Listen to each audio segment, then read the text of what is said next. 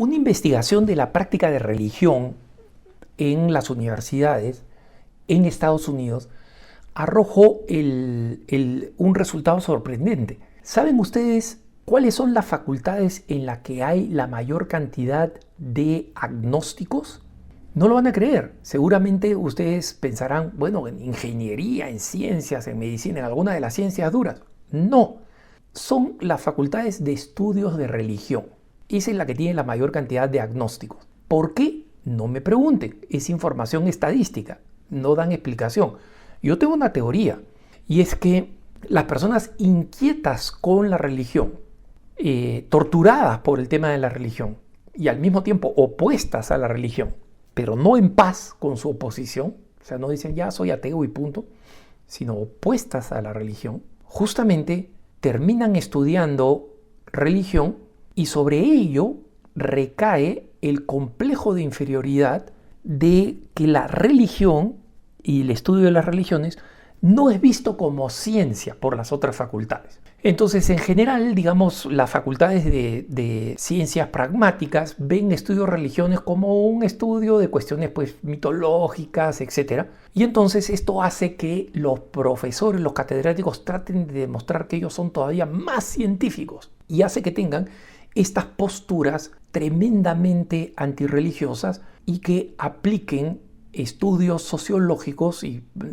estudios histórico-críticos a la religión. Y esto no es sorprendente porque uno diría, bueno, me voy a meter a estudiar religiones en una universidad, y acá voy a hablar de una específica porque tiene una autora que acaba de publicar un nuevo libro, de la Universidad de Princeton. Es una de las principales universidades de lo que se llama la Ivy League, ¿no? La Liga de la Hiedra, si quieren, en Estados Unidos, que es la liga de las universidades más importantes, tradicionales, prestigiosas y caras. Princeton es una de ellas. Y Princeton tiene un departamento de estudio de las religiones muy conocido como Harvard, porque tanto Harvard como Princeton, los dos tienen estudios de la religión, porque ambos fueron fundados originalmente como seminarios. Harvard fue un seminario episcopaliano, Princeton también un seminario protestante, y comenzaron siendo escuelas de teología, y entonces mantienen todavía estas escuelas de teología, mantienen las escuelas o las facultades de religión, solo que han ido cambiando hasta este sesgo total. Una profesora ya mucho mayor, pasa los 80 años, ya está a punto de retirarse, si es que no se ha retirado ya, es una profesora, una historiadora de las religiones, que se llama Elaine Pagels, ¿no? Elaine Pagels. Y ella hace muchos años, varias décadas, hace casi 50 años, escribió un libro que se convirtió en uno de los mejores vendidos en la lista del New York Times, y se llamaba Los Evangelios Gnósticos, ¿no? Como saben ustedes, existen varios evangelios apócrifos, entre comillas, es decir, evangelios que no son los 4 evangelios reconocidos por el canon católico. Algunos de ellos son reconocidos como fuente de información católica, ¿no? Y otros son evangelios atribuidos a supuestos apóstoles que en realidad fueron creados mucho tiempo después, o sea, después del año 300 o 400. Y muchos de estos evangelios fueron inventados para apoyar la herejía gnóstica, ¿no? El gnosticismo. Entonces, históricamente han sido tradicionalmente descartados como fuente, digamos, de revelación cristiana. Pero Pagels apareció con esta teoría revolucionaria diciendo que estos evangelios, entre comillas, evangelios apócrifos, ¿no? Estos evangelios mostraban a un Cristo completamente distinto, un Cristo mucho más compatible, digamos, con la modernidad, entre comillas, un Cristo más liberal, ¿no? Donde las mujeres, María Magdalena tenía un papel más importante. Ustedes conocen más o menos la historia, pues, del Código Da Vinci, ¿no? La historia del Código Da Vinci básicamente se inspira en estos evangelios gnósticos, que son falsos, creados por estafadores intelectuales que querían que en un mundo que estaba un occidente cada vez más cristianizado, en un mundo en realidad, no solo occidente, cada vez más cristianizado, querían convencer de su propia filosofía y de su propia teología herética atribuyéndola a Jesucristo. Entonces decían, Jesucristo en realidad dijo esto y crearon estos falsos evangelios. Entonces la teoría de Pagels es que esos evangelios son tan válidos como los evangelios aprobados por el canon católico y que es el que acepta a todos los cristianos, ¿no? Mateo, Marcos, Lucas y Juan, y que estos evangelios en realidad son la única razón por la cual no terminaron imponiéndose religiosamente fue por una cuestión de suerte. Es decir, hoy en día, por una razón puramente aleatoria, porque más gente terminó creyendo en los evangelios que nosotros sabemos que son reales, más gente los leyó, entonces se volvieron más populares. Solamente por esa razón, estos otros evangelios que ella dice son tan válidos, porque son igualmente de falsos que los evangelios cristianos, ¿no? Porque en realidad la resurrección de Jesucristo, la multiplicación de los panes y peces, los milagros, todas esas cosas no pasaron, ¿no? O sea, había este rabino judío llamado Joshua, llamado Jesús, que simplemente sus discípulos comenzaron a tener interpretaciones distintas. Y la interpretación gnóstica fue una, la que hoy en día es la interpretación cristiana fue otra.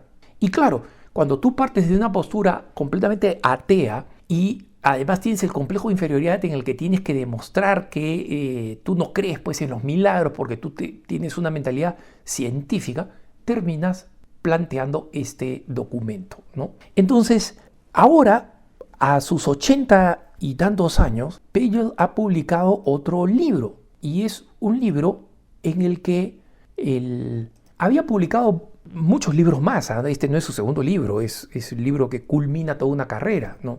Pero todos estos libros posteriores eran una extensión de esto de los evangelios gnósticos, que digamos fueron así como para comer pues con palomitas de maíz, ¿no? De cómo, no, en realidad Jesús fue así, como fue el Código Da Vinci, todo el mundo y su gato lo leyó, ¿no?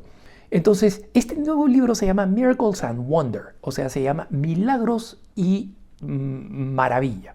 Y hace una revisión de según la introducción, de este pobre joven hombre judío que inspiró una religión que le dio forma al mundo tal como lo conocemos. Entonces ella sigue utilizando este método medio novelesco, ¿no? Como, misterio histórico que hace que la gente lo lea y que, digamos, no solamente se quede en el mundo académico, pero resulta que ahora ella ha cambiado su postura de que todo era igualmente falso para decir algo que, digamos, muchos racionalistas han comenzado a aplaudir como un gran progreso en Pagels, ¿no? Al final de su carrera.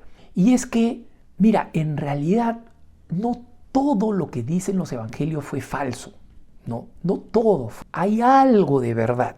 Y ese es su gran progreso en dirección de la aceptación del cristianismo.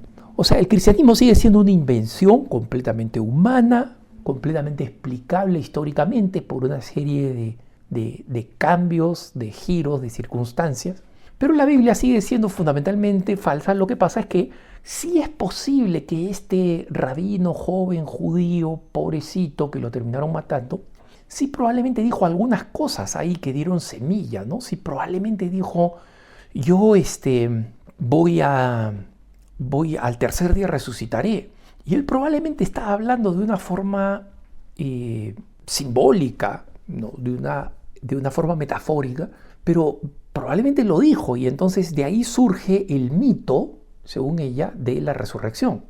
Entonces, finalmente, un agnóstico de la revista New Yorker hace una revisión de este libro y dice, ¿qué tal avance? Yo me pongo en esa escuela más moderada, ¿no? Que acepta que hay algunas cosas probablemente ciertas del cristianismo. Esto es un montaje. Las afirmaciones principales del cristianismo, la resurrección del Señor, la naturaleza divina de Jesucristo, su concepción virginal, etc., todas son invenciones, toman prestado de mitos griegos, ¿no? O sea, que este es uno de los grandes argumentos antiguos y anticuados, totalmente anticuados del racionalismo bíblico, ¿no?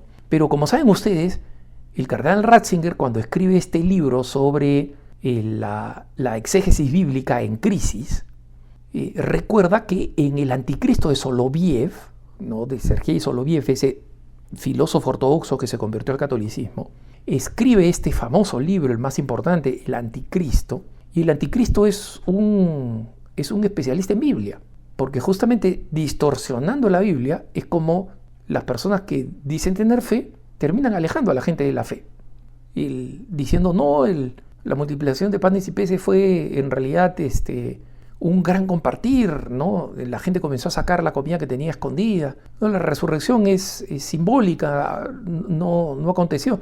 Y si ustedes se dan cuenta, muchos de nuestros curistas siguen repitiendo eso porque creen que esa es la ciencia más actual, y no lo es. Pero personas como Elaine Pagels, de Princeton, con su libro, hacen creer que es así.